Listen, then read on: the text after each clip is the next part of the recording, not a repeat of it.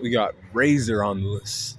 People know about Razor. I've seen the internet a little bit. People made videos and shit like that. I didn't watch all of them, but I know from watching him that he's a fucking issue because this guy runs Greed Island. Essentially, is how I know it. To be from what I gather. Gene Freaks has left this for Gone. And also, he's like, you make sure that people come here, right? And you also make sure that, he can handle you.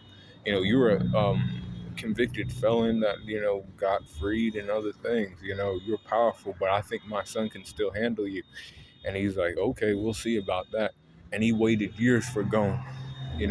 Once Gone arrived, there was people that was working for Razor, and they were playing games a little bit. They were kind of like, not taking his shit seriously enough. And he was telling them to calm the fuck down, because they were also like convicted felons and other things, and they needed to calm down. And he was like, "No, I ain't going to. I'm going to kill these kids." And he was like, "You'll calm down," and he was just like, "Okay, fine." He took out one of the dodgeballs and blew his head off.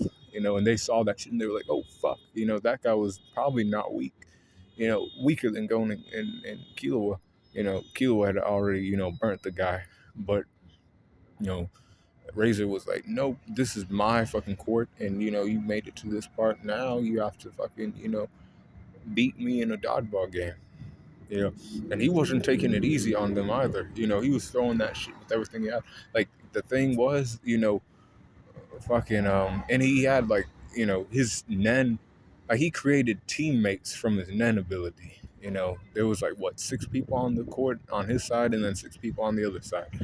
Um, he created those figures, other 5 figures out of his men, and then he still had energy left to like throw the fucking ball and like hit his targets and shit, right? They had to work together for real. Like it was Hisoka, Killua, and Gon who had to stop his ball.